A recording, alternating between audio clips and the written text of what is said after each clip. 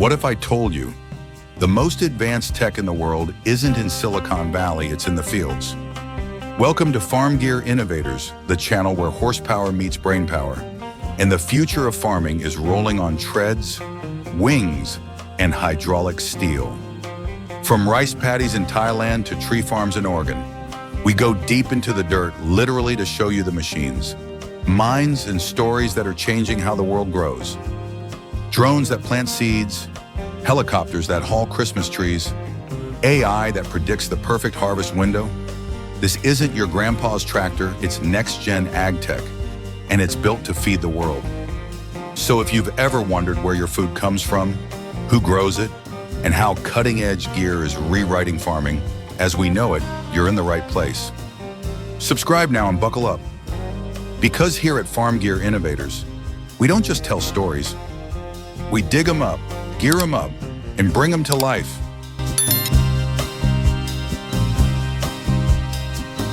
One, rice and trees, symbols of culture, not just crops.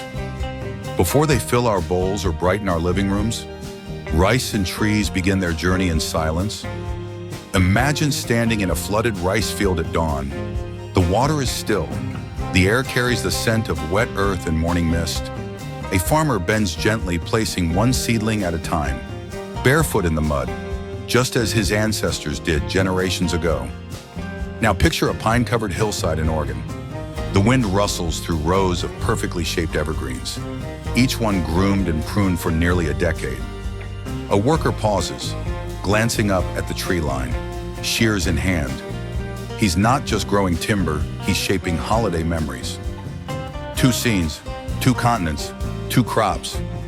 And yet both are labors of love, rituals of care, and quiet testaments to something deeper. Because rice isn't just food, and a Christmas tree isn't just decoration. In Thailand, rice is the rhythm of life. It's sung about in lullabies, offered in temples, and honored in royal ceremonies. Every grain holds a piece of national identity. It feeds not just the stomach, but the soul of a culture. And in America, the Christmas tree is more than festive greenery.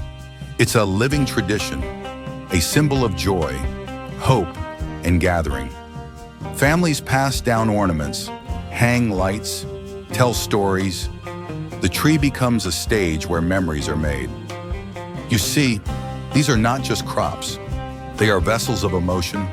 They mark seasons, connect generations, and anchor identity.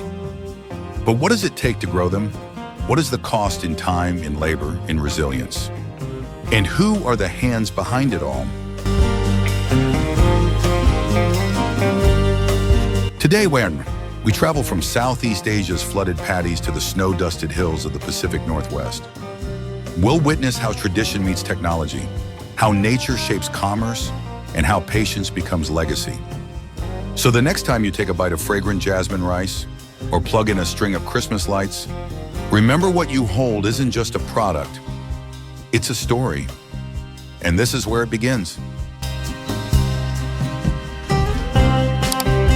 2, the 10-year patience, how Christmas trees are grown and why it matters.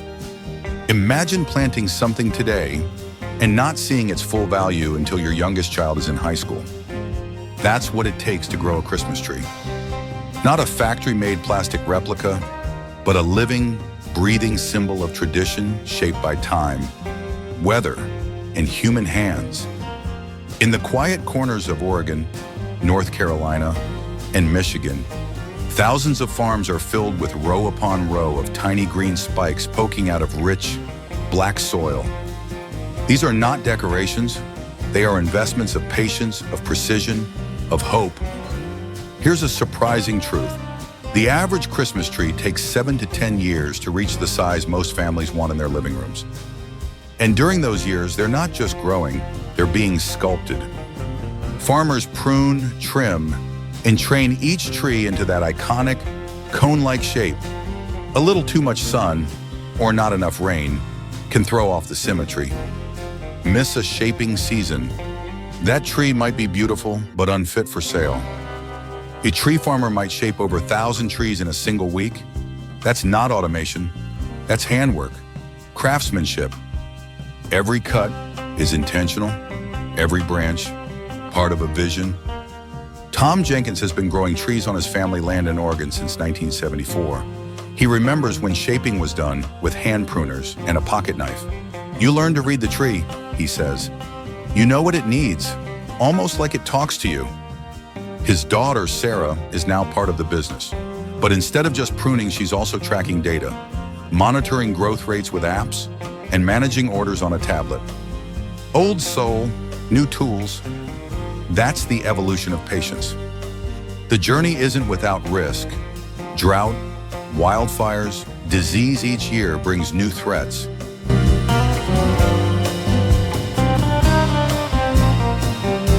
But the reward, that brief, shining season when their trees leave the hillsides and begin appearing in family photos, storefronts, candlelit living rooms, their work becomes part of our memories. You may walk into a store, see a forest of trees for sale, and pick one in 5 minutes. But behind that decision was a decade of silent labor, years of pruning, protecting, waiting. You didn't just buy a tree, you brought home a story. So the next time you decorate for the holidays, take a second to thank the tree and the person who raised it with quiet hands and a long view. Because some of the best gifts grow slowly. 3. Chasing the rain, the dance between Thai farmers and the sky. Every May in the heart of Thailand, farmers look to the sky, not the calendar. No forecasts, no smartphone apps, just the wind, the smell of the air, the weight of clouds that haven't yet opened. Because in rural Thailand, the real planting season doesn't begin when the seed is ready. It begins when the rain is willing. Rice farming in Thailand is a delicate choreography with the monsoon. Too early and the seedlings wither under dry heat. Too late and floods wash everything away. It's not just farming, it's timing, on nature's terms. Here's something many don't realize: rice fields aren't randomly flooded. They are engineered ecosystems, built to harness and store monsoon rain. Farmers dig canals by hand, direct flow using bamboo gates, and measure water depth not with meters, but with memory. Decisions made in 1 week determine survival for the next 6 months. Meet Samchai, third-generation farmer in northeast Thailand. He plants jasmine rice, a fragrant variety prized around the world, but he doesn't own a weather station. What he owns is instinct. The frogs sing differently when rain is near, he says, and the wind smells like mango leaves. That's when we know. Compare that to Iowa, where sensors, satellites, and automated irrigation respond within seconds. In Thailand, it's still a dance, still rooted in observation, in intuition, in ancestral rhythm. But make no mistake, these farmers aren't stuck in the past. Today, more are using low-cost drones to scan field topography, solar-powered pumps to redirect water, and even AI-driven weather alerts built into messaging apps. It's tradition meets adaptation. Oxen in the morning, algorithms by afternoon. When the first drops finally fall, there's no announcement, no siren. Just motion. Farmers flood the paddies. Children scatter seedlings. Grandparents walk barefoot into the fields, faces lifted, smiling. Because rain isn't just water, it's life returned. And what happens next is an act of faith. Tens of thousands of farmers, kneeling in knee-deep water, planting row after row of green hope. The sky will decide the yield. The river will decide the fate. But the hands plant anyway. So the next time you see jasmine rice in a bowl, perfectly steamed and aromatic, pause for a moment and remember, behind every grain was a gaze toward the clouds, a race against thunder, and a farmer who chose to trust the rain again. Because in Thailand, you don't just plant rice, you invite it. 4. From water buffalo to drone, how traditional and modern tech coexist. Progress doesn't always replace tradition. Sometimes it walks beside it. In Thailand, on the same field. You might see an elderly farmer guiding a wooden plow pulled by a water buffalo, while his grandson launches a drone overhead, scanning the land from above. It's not a contradiction. It's a partnership between generations, between tools, between time. For centuries, this land was tilled by muscle and memory. Rice was planted by hand, watered by rainfall, and harvested with curved blades. Every movement learned by repetition, every season etched in skin and bone. But now the fields are changing. And so are the hands that work them. Did you know over 40% of Thai rice farmers under 35 now use at least one digital tool in their work? Smartphone weather apps, solar-powered irrigation, and more recently, drones.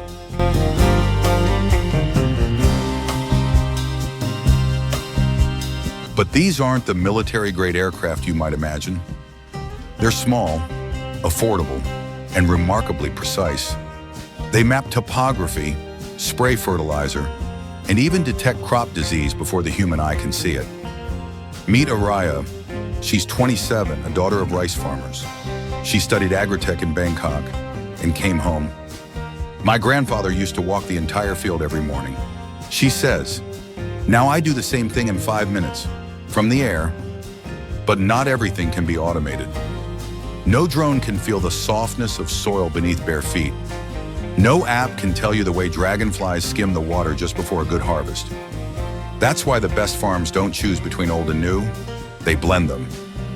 The water buffalo still pulls, the drone still flies, both working toward the same goal. This fusion of past and future is more than efficiency, it's survival. Because as climate change alters rainfall patterns and global markets tighten profits, farmers need every edge they can get. And tradition. Tradition provides wisdom, but technology provides speed. Together, they make farming resilient. Progress isn't erasing the past here.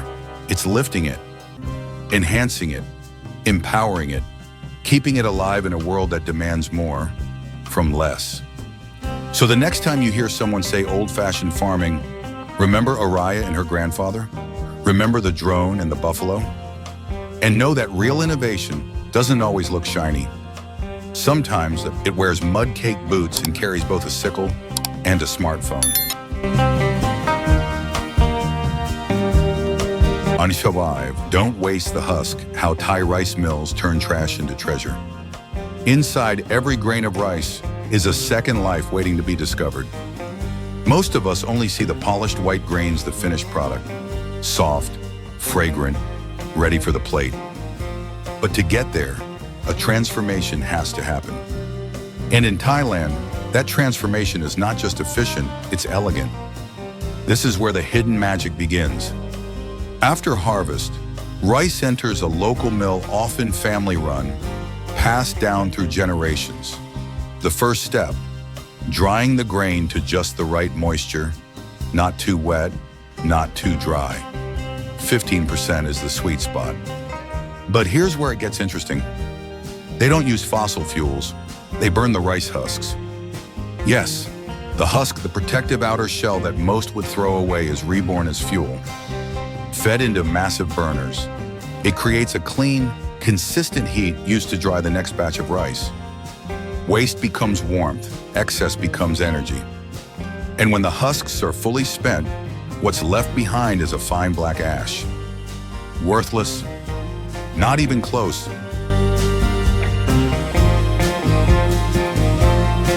This ash is returned to the rice fields sprinkled across acidic soil. It balances pH, enriches fertility, and breathes new life into the land. No chemicals, no runoff, just a closed-loop system, one that echoes ancient farming wisdom, yet operates on modern scale. Did you know Thai rice mills recycle over 90% of the plant? The bran becomes livestock feed, the broken rice turned into noodles and porridge. Even the water from washing stages is filtered and reused in irrigation. Nothing is wasted, because to waste the rice is to waste the labor, the rain, the season, and the hands that grew it. Here, efficiency isn't just economic, it's cultural. The philosophy is simple: if nature gives it, use it all. In the West, we often speak of sustainability as a choice. But for Thai farmers and millers, it's a necessity born from legacy. They don't waste the husk because they were taught not to waste anything, not time, not effort, not the land. And maybe that's a lesson we all need to remember. That true sustainability doesn't start with solar panels or policies. It starts with respect for the cycle, for the work, for the grain. 6. The logistics of freshness, timing the perfect harvest. There's a moment in every harvest where nature is ready, but the clock is not. And when that moment comes, you move fast. Because whether you're harvesting rice in the tropics or Christmas trees in the cold hills of Oregon, timing isn't just important, it's everything. In the countryside outside Bangkok, the rice has turned. The green has faded to gold, the stalks bow, swollen with grain. And the air carries that unmistakable scent, the scent of ripeness. This is the window. Too early, the grains are underdeveloped. Too late, a sudden rain can ruin everything. So when the rice is ready, the people rise before the sun. Half a world away, another crop waits for its moment. Christmas trees. They need the cold. Frost strengthens the needles and seals in freshness, but wait too long, and snow makes harvesting near impossible. That's why many farms race the calendar. They begin cutting in late October, weeks before Thanksgiving. Because freshness doesn't start at the store, it starts in the field. Did you know? A Christmas tree cut on November 1st may not reach a home until December 10th.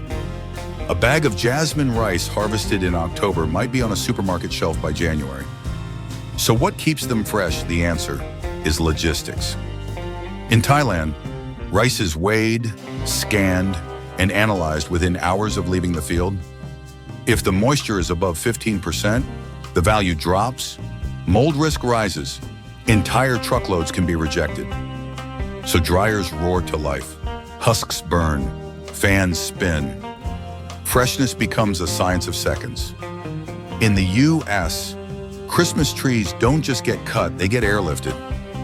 A single chopper can transport up to 30,000 trees a day from hillside to staging yard, from yard to refrigerated trucks, from trucks to stores across the country.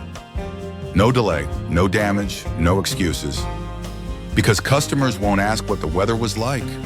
They'll just want their tree to look perfect. And so, farmers work not just with soil, but with schedules, with buyers, with middlemen, with miles of paperwork, fuel costs, and fragile timelines. And yet, they move with grace. Because they know that what they grow only matters if it arrives in time. So the next time you stand in a grocery aisle, running your hand over a bag of rice, or select a tree that smells like winter mornings and nostalgia, take a moment. Behind that freshness was a plan, a pace, a race against rain and frost and time itself. And someone somewhere who made sure it got to you just in time.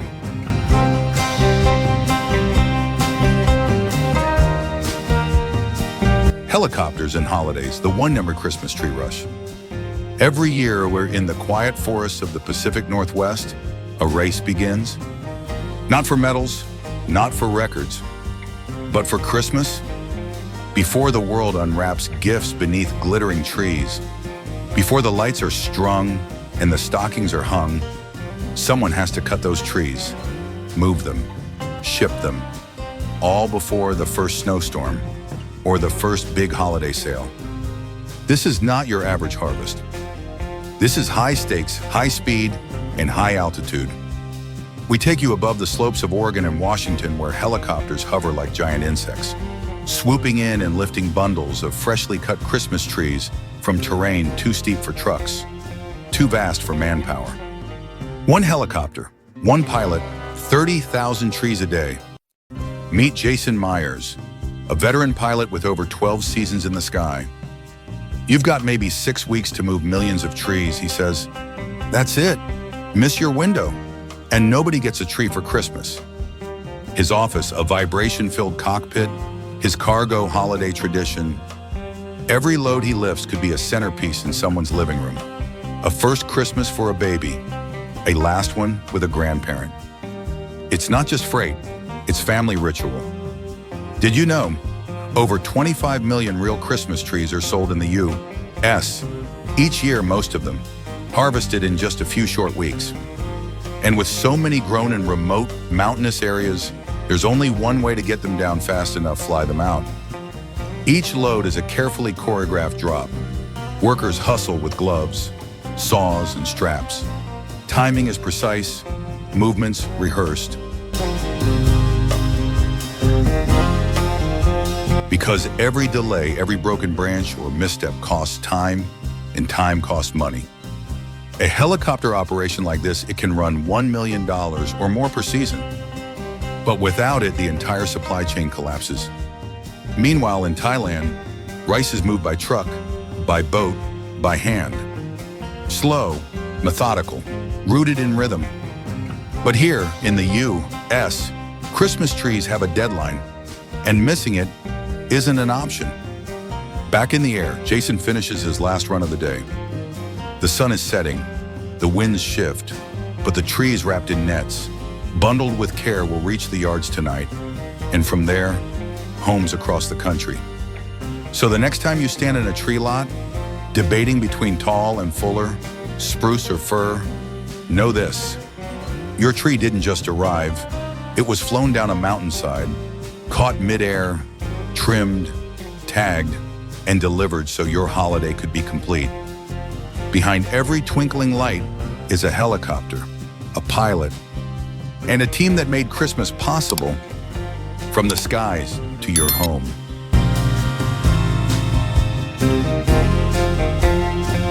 Eight, who gets paid?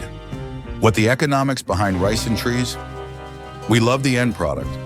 A perfectly trimmed Christmas tree in our living room, a steaming bowl of jasmine rice on our dinner table. But rarely do we ask what it took to get there, or who actually gets paid. In Thailand, farmers grow the grain that feeds the world. Thailand is the world's second largest exporter of rice. Every year, millions of tons of it leave ports in Bangkok, bound for homes across Asia, Europe, America. But here's the catch: most farmers don't own the ports or the mills or the brand on the package you buy. They sell their harvest to middlemen, who sell it to millers, who sell it to exporters. By the time that rice reaches your plate, dozens have touched it, but the one who grew it often earns less than 10% of the retail price. Now shift your eyes west to the pine-covered hills of the Pacific Northwest. Christmas trees, too, follow a path. Growers invest 7 to 10 years before seeing a dime. Then, they negotiate with wholesalers, deal with fluctuating fuel costs, weather disruptions, retailer markups. A tree that sells for $75 in New York City might earn the grower just $18. Two farmers, two continents, two markets. Same story. High input, high risk, low return. Did you know the global rice market is a $280 billion industry? The U.S. Christmas tree market just over $2 billion. But in both, price is dictated by systems far from the soil. From grain moisture percentages to freight surcharges, from pesticide taxes to holiday demand cycles, the rules are complex and the margins are razor thin. For small-scale farmers, profit often comes down to weather and timing. A single late monsoon in Thailand or a heat wave during Christmas week in the U.S. can erase an entire year's income. No refunds, no cushions, just loss. And yet, they keep going.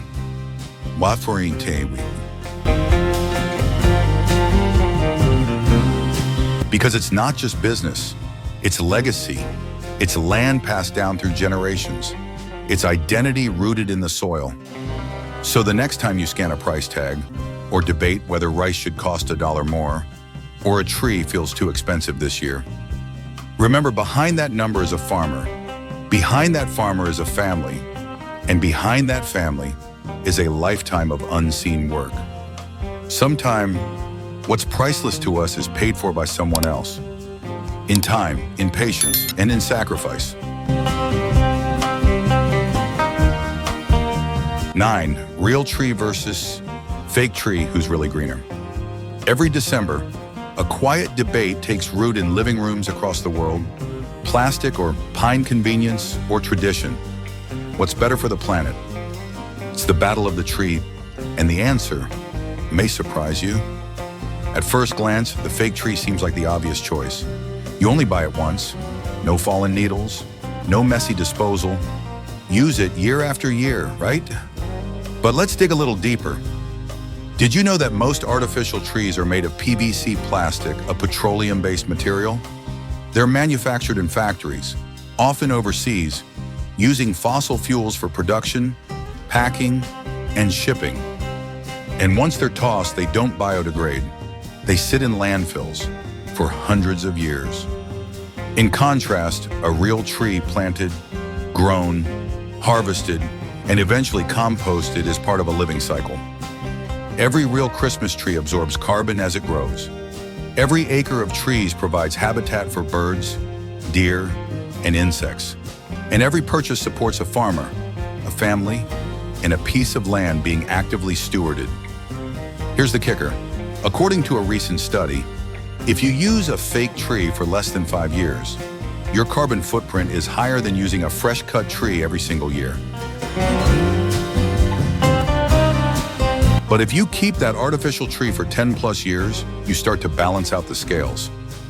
The impact, it turns out, isn't in the material alone. It's in the habits we build around it. In the U.S., more than 25 million real Christmas trees are sold every year. Over 80% are recycled, mulched, or composted. And globally, more cities are investing in sustainable disposal programs, turning trees into park mulch, erosion barriers, even fish habitats. Meanwhile, most fake trees still end up in landfills, shipped thousands of miles, unrecyclable, unrepairable. Meet Deborah, a grandmother from Vermont. Every year, she brings her grandkids to a local tree farm.